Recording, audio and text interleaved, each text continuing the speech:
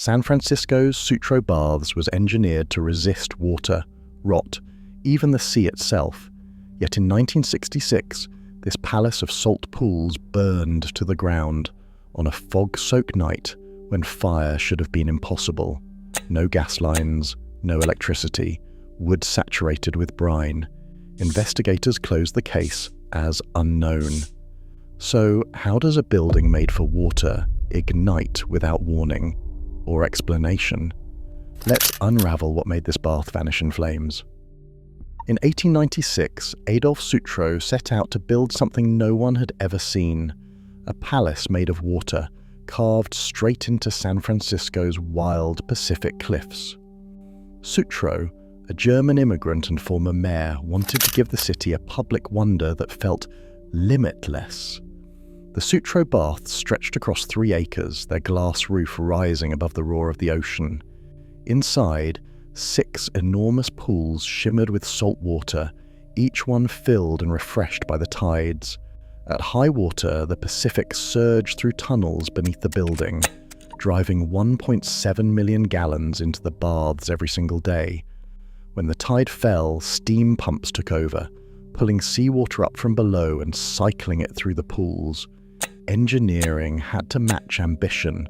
Concrete vaults formed the bones of the structure, chosen to survive the constant assault of salt and spray.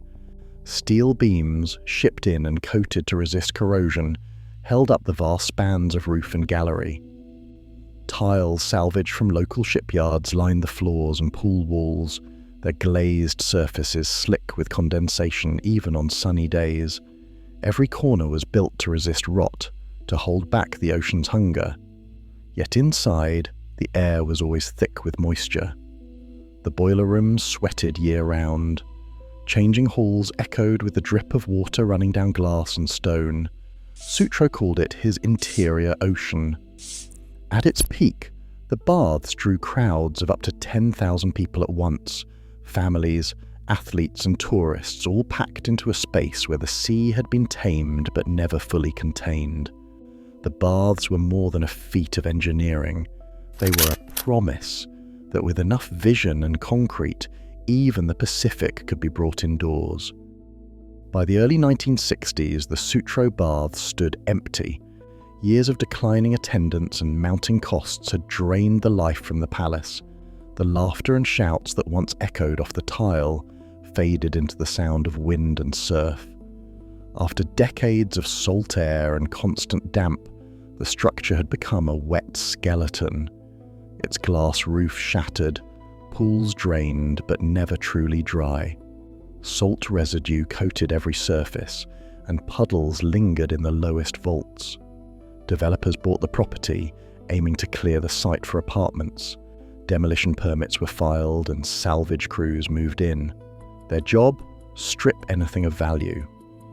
Workers pried loose the iron railings and hauled out the steel beams that had once held up the galleries. Shipyard tiles, prized for their glaze and durability, were chipped away from floors and walls. Even the copper wiring and brass fixtures vanished, leaving only raw openings in the concrete. What remained was exposed timber, warped and waterlogged from years of ocean spray. The wood, once chosen for its strength, now sagged under its own weight, saturated with brine and streaked with mold. Contractors left these beams in place, too sodden to burn, too cumbersome to remove without heavy machinery. Permit logs from the city confirm that by 1966, the baths had no active utilities. Electricity was formally disconnected. Gas lines were capped and removed. The only power left was the relentless Pacific, still pushing mist and salt through every crack. The site was insured, but no longer maintained. What had been a marvel of engineering was now a gutted shell, open to the elements and waiting for its final fate. June 26, 1966 arrived beneath a heavy marine layer, the kind of fog that soaks every surface and turns the Pacific air to mist. By evening, the Sutro Baths stood silent except for the sound of breakers against stone. The last demolition crew clocked out as scheduled, leaving the site locked and dark. City utility records confirm that electricity had been formally cut days earlier. No live wires, no power to the building, not even to the old ice rink wing. Gas lines, once routed beneath the floors, had been removed entirely as part of the demolition protocol. The only energy in the building came from the wind and the endless churn of the ocean below. Inside, the ice skating rink sat at the heart of the ruins, a concrete cavern still slick with condensation. Puddles collected in low spots, dripping from beams that had absorbed salt and moisture for decades. Every timber left behind was waterlogged, soft to the touch, and streaked with brine. In demolition logs, workers called these beams unburnable, too heavy with seawater to catch a spark. Even the concrete sweated, its pores filled with trapped humidity from a week of cold Pacific fog. No equipment remained in the rink area. Contractors had logged every tool and heat source out of the building before leaving. The night watchman, making his rounds, reported nothing unusual. There was no lightning in the forecast, no sign of a storm. Yet, sometime after dark, a glow appeared in the very center of the wettest zone, the old rink. Flames took hold where fire should have been impossible, lighting up the fog from within. The baths, built to resist water, had become the site of a fire that defied every expectation. Firefighters arrived to find flames racing through the very heart of the Sutro Baths, the skating rink where puddles still collected on the concrete and condensation dripped from every beam. The wind, heavy with ocean fog, blew straight off the Pacific, but the fire moved inland, eating its way deeper into the ruins instead of being pushed back toward the sea. Crews reported that the wettest chambers, places where water had pooled for decades, burned with a ferocity that made no sense. Cliffside rooms, stripped bare and drier from exposure, smouldered but rarely caught. In the core, timbers soaked with salt water flared up, as if the moisture made them hungrier for flame. Concrete vaults, designed to hold back the tides, began to fail. Firefighters later described hearing sharp, echoing cracks as slabs exploded from within. Steam blasted out from fissures, driven by heat building up behind the walls. It was as if the fire was trapped inside, unable to vent, growing hotter with every passing minute. Smoke did not drift out over the ocean as expected. Instead, the thick marine layer pressed everything back into the building, recycling heat and fumes, creating a suffocating cauldron. Investigators combed the site in the days that followed, searching for anything that could explain the ignition. They found no accelerants, no live wires, no gas leaks, and no evidence of hot equipment or lightning. Every theory collapsed under scrutiny. The official report closed with a single word: unknown. The Sutro Baths fire entered the record as a case with no cause, a blaze that should not have happened, and yet left nothing but scorched stone and unanswered questions. Engineers combing the ruins after the fire found evidence that deepened the mystery instead of solving it.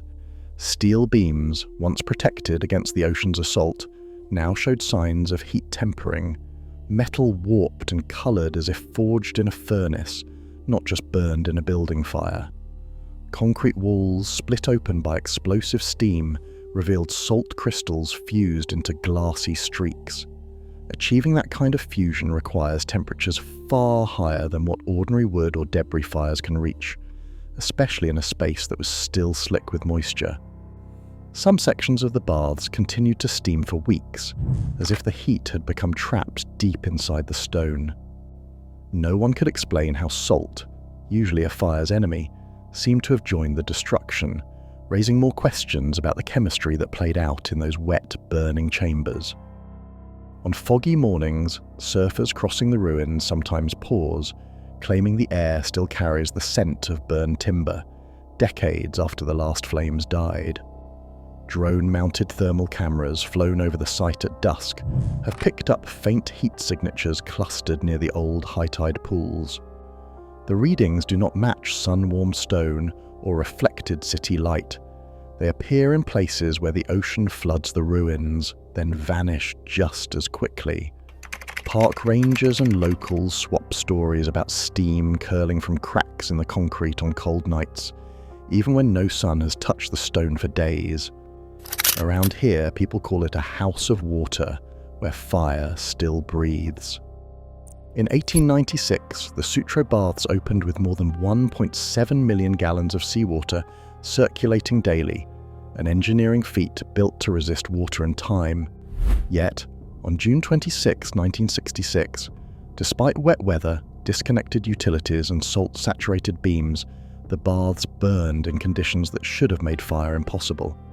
Investigators found no evidence of accelerants, electrical faults, or natural ignition. The official cause remains classified as unknown, with fire reports and engineering notes documenting spread patterns that defied standard explanations. Decades later, fused salt streaks and abnormal heat signatures persist in the ruins, while local reports of burnt odors linger on foggy mornings. The Sutro Baths fire remains a rare case where physical evidence and expert analysis cannot offer a clear answer. Today, the site stands as proof that even the best records sometimes leave history unresolved.